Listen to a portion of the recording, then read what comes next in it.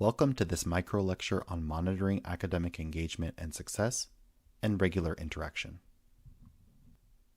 In this micro lecture, we'll look at the regulatory definitions of academic monitoring and regular interaction, as well as some teaching strategies that can meet requirements associated with both.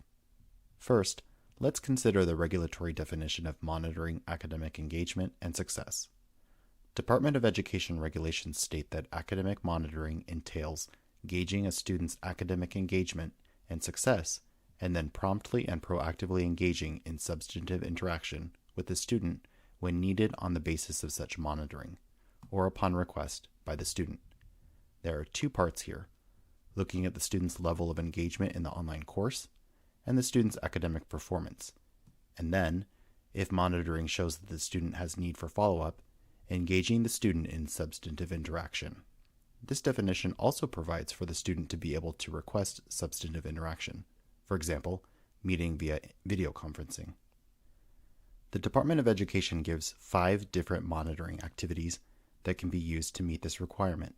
They are evaluating participation during live synchronous online classes or direct instruction, monitoring the level of students' course activity, evaluating quality of submissions or responses to questions, evaluating student understanding of content based on exam performance or instructor interactions, and other forms of monitoring engagement and success. Considering Canvas as the learning management system used for an online course, here are some strategies you can use to meet monitoring requirements. You can access the Canvas Access Report to assess a student's overall course activity. You can use the gradebook and learning analytics to assess a student's academic performance. There are communication features built into the gradebook and learning analytics that allow you to target students who fit certain criteria and send them a message en masse. Finally, you can schedule online meetings or use asynchronous means like Canvas Inbox to engage students who need it in substantive interaction. Remember, you should also offer a way for students to make an appointment with you for substantive interaction if they wish, even if their performance in the class does not appear to indicate academic need. Next, let's consider the regulatory definition for regular interaction.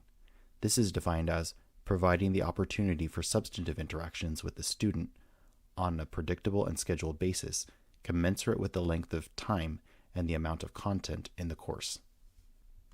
In other words, regular interaction is both predictable and scheduled.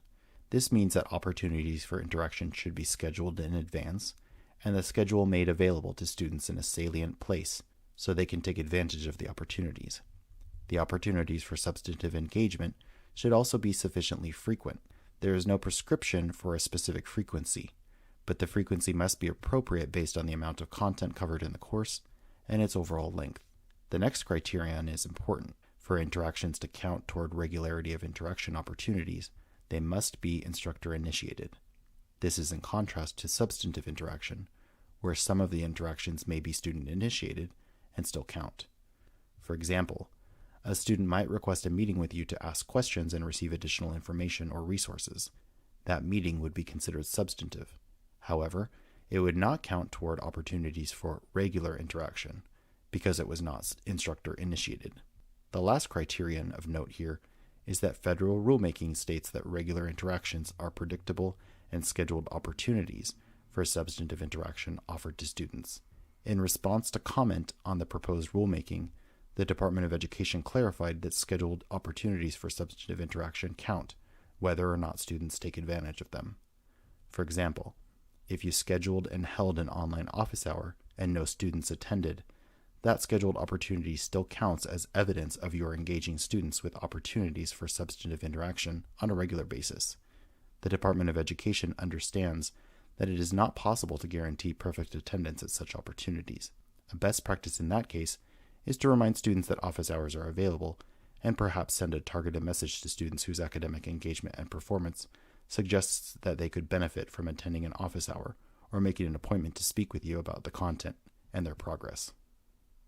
In terms of strategy, regular interactions are not separate from substantive interaction. The strategies here concern ensuring that substantive interaction occurs regularly. The first suggestion is to make an RSI plan. Determine in advance the frequency with which you will interact with students and determine the types of interactions in which you will engage them. Then, write up the communication plan in student-friendly language and share it in an accessible and salient location. This might be your syllabus addendum or a separate page in your Getting Started unit or module.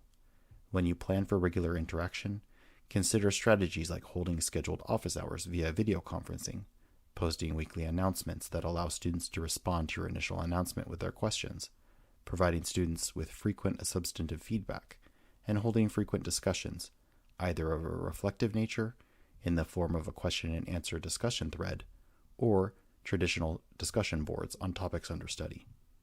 In summary, ensuring effective monitoring of academic engagement and success, and ensuring opportunities for regular substantive interaction in online courses requires gauging students' course participation and academic performance.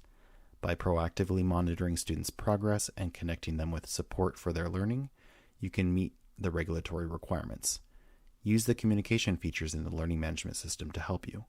Offer predictable and scheduled opportunities for substantive interaction by selecting some of the strategies discussed in this and the previous module, and ensure that your RSI plan is available for students in language they can easily understand. By doing so, you can build a supportive and engaging learning context that fosters student success in your online courses.